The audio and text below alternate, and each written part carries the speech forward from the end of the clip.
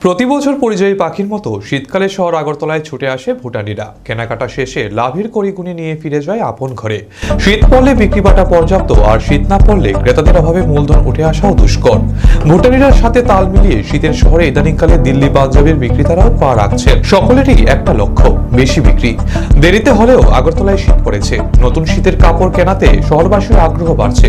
খুশি ক্রেতা ও বিক্রেতা উভয়ই। প্রশ্ন একটাই, আবহাওয়ার চপলতায় শীতের স্থায়িত্ব কতদিন? তবে অবস্থা যাই হোক না কেন, নতুন ফ্যাশন ডিজাইনের স্রোতে গা ভাসাতে রাজি শহরবাসী। তাই শকুন্তলা রোডে ভিড় বাড়াতে তারা পেছ পা হচ্ছে না।